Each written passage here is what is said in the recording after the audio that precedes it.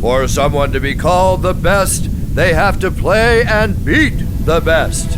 In this game, it all starts here.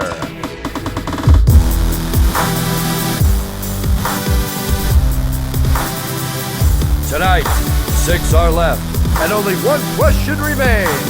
Whose time is it?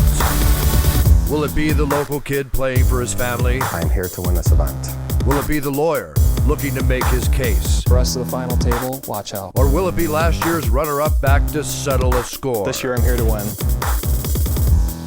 Is it the brass chip leader ready to run the table? I'm ready to get the rest of them one at a time. Or the former poker pro looking to impose his will? I'm in dominating position. Or will it be the 21-year-old hungry to make his mark? Here to turn a $55 Satellite qualifier into $71,000.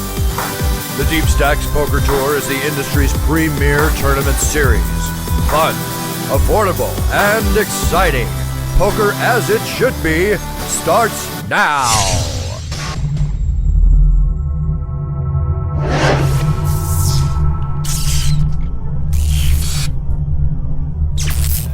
Over 200 players turned out for the 3-day event, maybe for their shot at the $282,000 prize pool, but just maybe it was to rub elbows with the poker celebs. Mike the Mouth Matasso, Michael the Grinder Mizrachi, and other pros like Randall Flowers were all here in the flesh. Some walked away winners, most just walked away. Now only 6 remain. Let's meet the final table.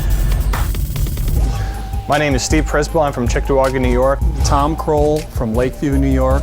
Billy Vogel from Stockport, New York. Lou Procopio. I'm from Syracuse, New York. Nicholas Getz. I'm from Williamsville, New York. Michael Wachowski. I'm from Cheektowaga, New York. Here's a look at our final table seating position and chip counts. Billy Vogel's hair isn't the only thing spiking. He's entering our final table as the chip leader. He and Lou Procopio have most of the chips at the table. Meanwhile, everyone else has got a long row to hoe, especially our short stack, Steve Prisbell. Hello everyone and welcome to the inaugural event of the Deep Stacks Poker Tour here at the Western New York Poker Championship in Niagara Falls. I am Joe Stapleton. With me is my partner in crime, a guy I have a little bit of a man crush on. He's got a World Series of Poker bracelet. He's a Deep Stacks Poker Pro, Tristan Creative Wade. Tristan, you've seen 1 or 2 of these final tables. Yeah, just a couple, yeah. What is going through these guys' minds? And don't forget, try to show a little of that bracelet off so you can get some more credibility. No bracelets, actually locked up in my safety deposit box. We'll take your word for it, I guess. But yeah, this is definitely the biggest stage any of these guys have played on. The lights and cameras add a different element, a little more pressure. I saw a few of them in the hallway, a little nervous, pacing around. But I'm sure they're anxious and excited to get the final table underway. Yeah, absolutely. Nothing wrong with being nervous on TV. I mean, just look at Tristan over here. Right now, I'd like to take a second to introduce both our eye and brain candy. She likes to talk about books. She's a former Miss Montana. She's our Deep Stacks Poker Tour sideline reporter, Meredith McCannell. Meredith? Thanks, Joe, but really, I just look at the pictures. Well, our players are seated and the energy is high. Let's get this final table started. Back to you guys. Thank you, Meredith. And without further ado, let's kick it on down to Final Tableville and our tournament director, Chris Spears. We're going to have to do it, and we're going to shuffle up and deal. Good luck, players. All right, action is underway at our final table. The blinds at 10 and 20,000 and a 3K ante. Action is going to start on the gold and silver by our former poker pro, Lou Procopio. He looks down at Queen 4 of diamonds. Looks like he's going to come in and raise here, stay aggressive as one of the chip leaders at the final table. What do we think about that raise from early position?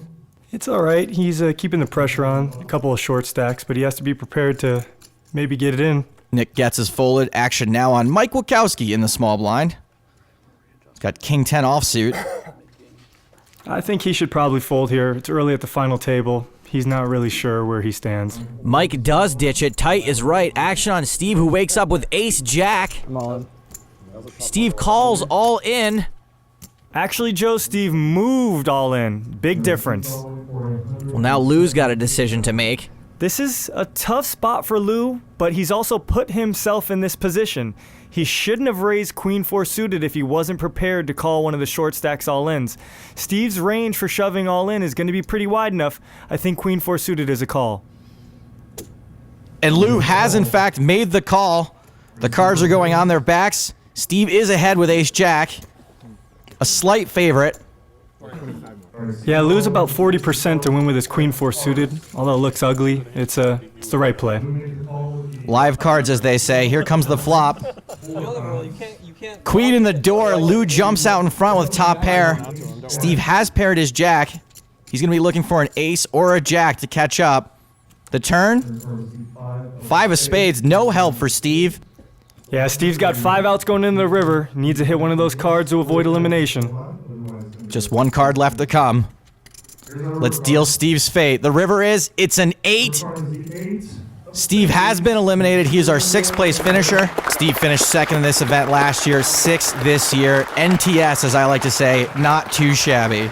Yeah, nothing he could do there. Got it in with the best hand in that situation. Just unfortunate he couldn't win the 60-40. And Steve's chips will be heading over to Lou Procopio's stack, who is now the chip leader. He has stolen that spot from Billy Vogel.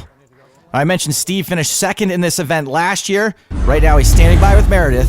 Let's see how he's holding up. You are the only player to be at the final table 2 years in a row now. How do you feel about that?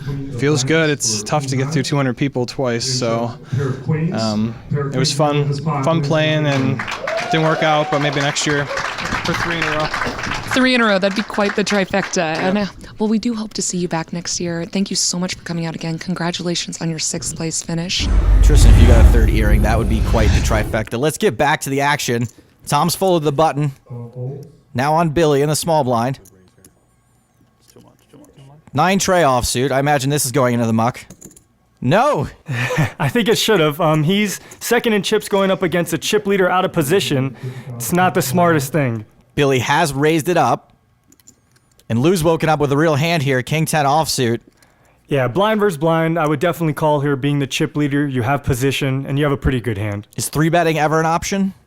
I wouldn't 3-bet here. I think your hand is pretty good, and you have position. You don't want to play too big of a pot. It's not often you have position while in the big blind, but Lou does in fact make the call. Let's see the flop. King, Queen 10. Lou's flop top and bottom. It's a very scary board, even for top and bottom pair. A lot of possibilities out there. Billy fires continuation betting with 9 high. Yeah, I expect him to bet here. It's the only way he can win the hand. He's got 9 high. He's got no value in his hand. Well, he's definitely not winning the hand right now. Lou makes the call, again with 2 pair. Very wet board, though. Let's see the turn. Deuce of hearts on the turn. That does make the board wetter. Flush draw has been completed. It looks like Billy's gearing up to fire again at this pot. And he does, this time for 85,000. What's Lou supposed to do here? Lou has a couple options. Folding is not one of them. He could call. It's a very scary board. There's straights and flushes out there, but he does have the king of hearts, so he can put a raise in here for value with 2 pair and drawing to the 2nd best flush. And Lou does in fact raise. Yeah, he played his hand a little cautiously on the flop, but after Billy's made 2 small bets, he realizes that his hand is most likely good, so now he's trying to build the pot a little. And hopefully Billy's realizing that his hand is most likely no good. It's a good example of how to play when you're the chip leader against the 2nd guy in chips. You don't want to play a huge pot, but here, you know, he gets some value from his hand. And Billy's forced to give up the bluff. Guy with the crazy mohawk runs a crazy bluff. Story checks out. And Lou is going to add even more chips to his already massive stack. More action still to come here on the Deep Stacks Poker Tour from Niagara Falls. The Zoom is a unique lens attachment for Connect, which significantly reduces the play range needed to enjoy Connect. With the Zoom attached, you can now stand closer to your TV while still being accurately tracked by the Connect sensor. The Zoom's wide-angle lens enables 2 players to stand farther from each other at a distance that would normally only accommodate a single player. Once attached, gamers are able to play up to 40% closer to the Connect sensor than before. The Zoom, the play range reduction lens only from Nyko. Every day we take care of our needs. No matter the lengths we must go. And to fulfill these needs, we have choices, some more basic than others. But what if your decision also satisfied the needs of someone else? by providing healthy solutions and building sustainable communities around the world. Wouldn't your choice be clear? Worldwide Water does just that. By delivering clean drinking water to people in need, Worldwide Water nurtures the growth of healthy communities, one bottle at a time. With every bottle you purchase, an equal bottle is given. Bottle for bottle, case for case, it's that simple.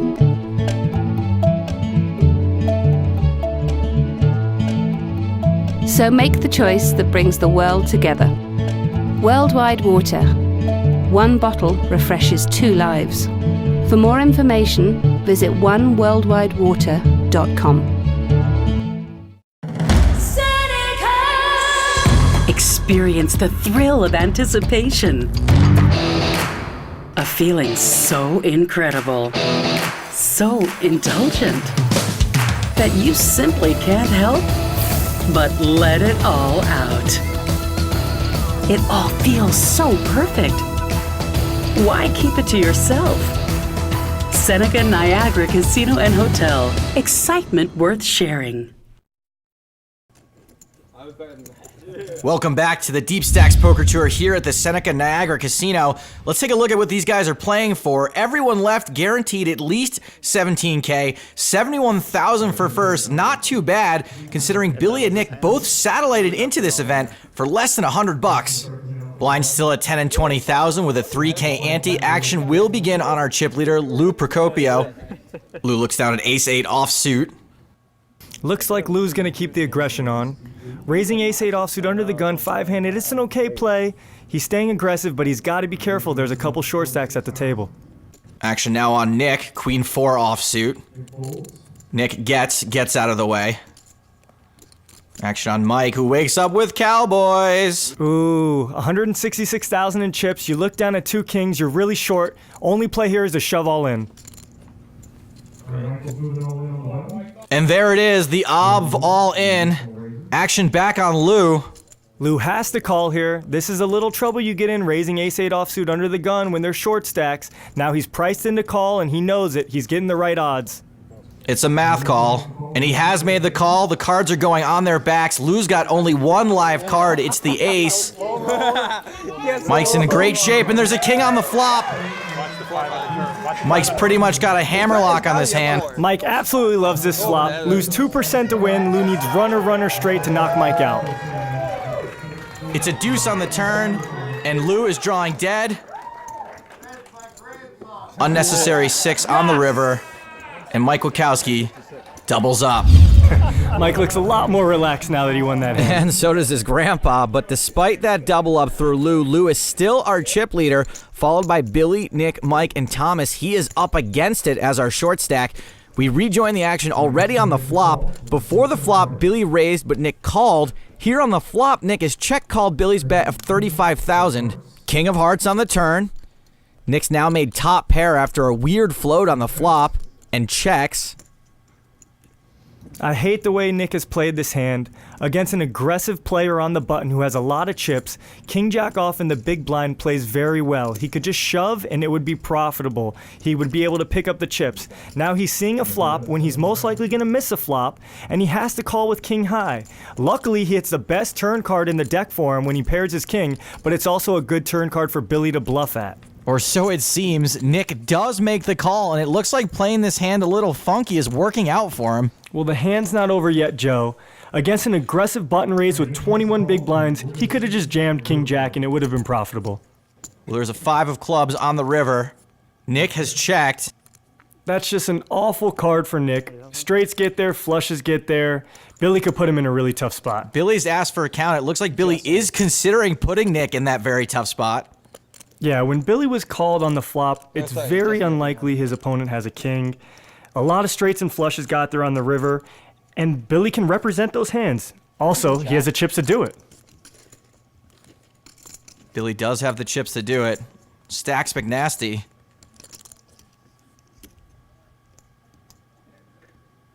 I'm all. Billy announces all in, and look at that. You think Nick likes his hand now? I'm sure Nick doesn't love his hand, but he needs to give this some consideration. His hand is a lot stronger than he thinks and what Billy thinks. It's not likely that Billy would be able to put him on a king here, so his hand is a lot stronger, and Billy's capable of bluffing the river, which he should be. Well, Nick looks absolutely tortured. I only have 6. As he should be. Says he only has a 6, trying to get a little information from Billy. I know kings are much better than 6s, but isn't it basically the same hand in this spot? In the sense, but Billy could be bluffing with a bigger range that a 6 can't beat. I call. Nick has made the call, and he has snapped off the bluff from Billy Vogel. That's a very tough call. Nick made the correct play in the end. I don't agree with how you got there, Nick, but good job.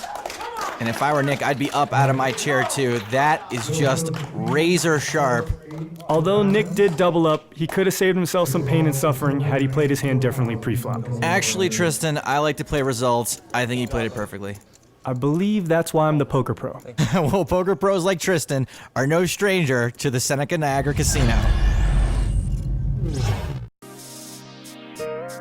The Seneca Nation is the premier gaming operator in this region. Here in Niagara Falls, in addition to the wonderful poker room that we have that'll be hosting your operation this week, we also have over 100 table games ranging from blackjack, craps to baccarat, sickbo, all of the games that are offered in any casino in the U.S. We have 604 rooms here in Seneca, Niagara, and we're very, very proud that this is our 7th year of being a 4-diamond resort.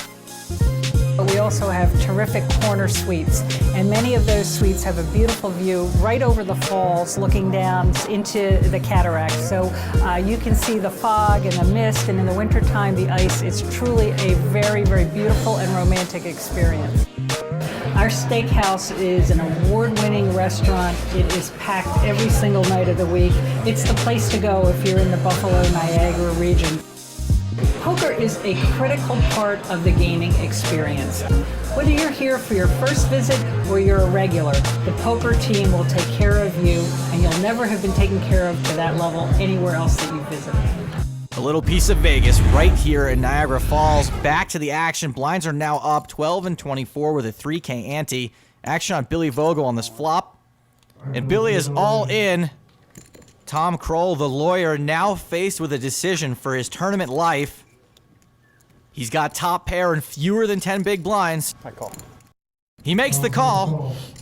He really has no other option here than calling. He's only got 12 big blinds. He's on the short stack. He's flop top pair blind versus blind. I don't like that he just limped pre-flop with Jack 3 offsuit. It doesn't play good. I'd rather just you shove or fold pre-flop. But hey, you're 60% to win the hand now. You just have to hope you hold up. Tom is looking to dive.